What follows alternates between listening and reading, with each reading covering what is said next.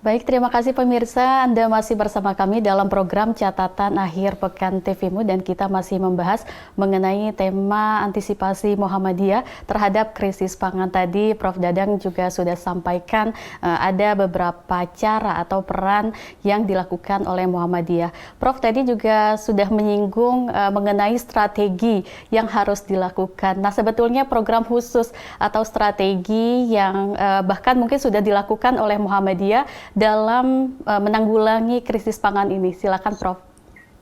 Saya kira kita,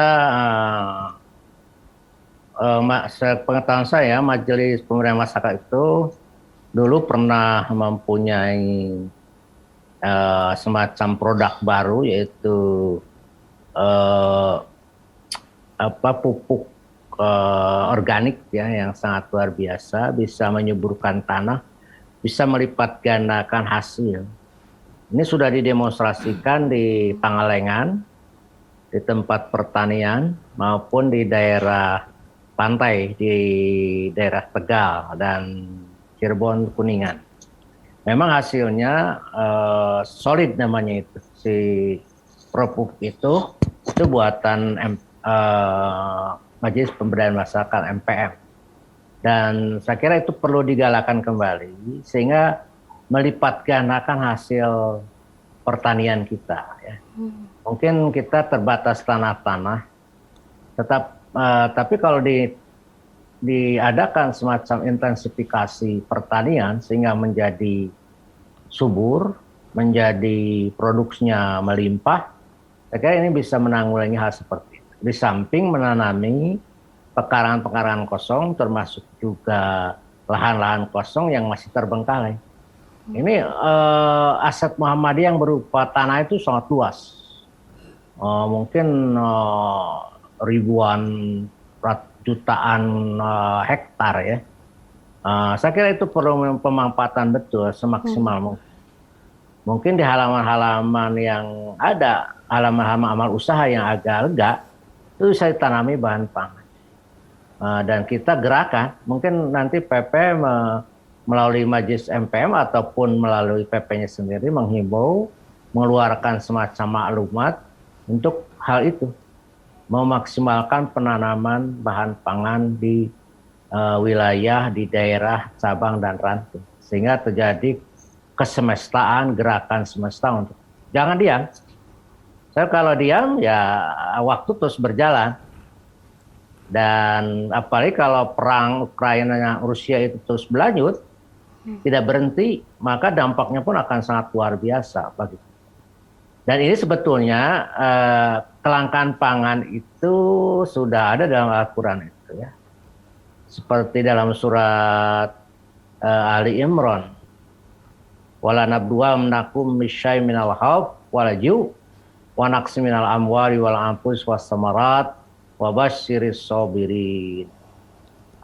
Surat Al-Baqarah, mohon maaf. Alladzina asobatu musibah qalu inna lillahi wa inna ilaihi raji'un. Wala nabluwannakum, kamu pasti akan diuji bisa minal khauf, dengan ketakutan, walaju, dan kelaparan, wa naqsi minal amwal, kekurangan harta, wa naqsi minal anfus, dan kekurangan jiwa, wasamarat, dan kekurangan pangan, bahan pangan. Jadi ini merupakan satu, sudah diprediksi oleh agama, dan ini siklus ya. Jadi menurut para ahli, yang bisa membunuh banyak orang itu perang, kelaparan, penyakit ya. Itu adalah masalah genosida yang sangat luar biasa. Perang itu bisa puluhan juta, kayak perang dunia pertama, kedua itu puluhan juta, termasuk wabah dan kelaparan di daerah-daerah yang minus, yang miskin itu terjadi kelaparan yang sangat luar biasa. Seperti sekarang di Yaman, di Afrika Tengah, dan itu terjadi kelaparan dan itu akan mengakibatkan banyaknya orang meninggal ataupun tingkat derajat kesehatan berkurang. Saya kira penting Muhammadiyah melalui majelis dan lembaga yang terkait ya, atau PMDMC atau MPKU, MPKS, MPS, maupun tadi MPM itu perlu sinergis dan memikirkan tentang solusi seperti itu. Baik, Prof, dalam mensukseskan untuk menanggulangi atau mengantisipasi krisis pangan ini, adakah kerjasama yang dilakukan majelis-majelis di bawah pimpinan Pusat Muhammadiyah bersama pemerintah, Prof? Tadi kan Prof menyinggung soal pemanfaatan tanah, begitu. Ya memang harus ada semacam kerjasama, apakah dengan pertanian, ya, terus juga mungkin dengan kelautan, ya, dan yang menangani hal-hal pangan, bulog dan lain sebagainya, untuk untuk mengantisipasi, mengakselerasi semacam pengadaan pangan di tahun ini untuk persiapan tahun yang akan datang.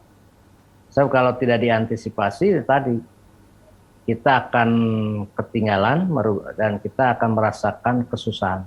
Jadi kalau kita sekarang mulai antisipasi, mungkin kita menjadi pelopor di antara ormas Islam, mau melakukan satu terobosan dan usaha-usaha supaya dampak dari krisis pangan ini tidak terlalu luas, tidak terlalu parah, dan tidak terlalu terasa di kalangan masyarakat kita.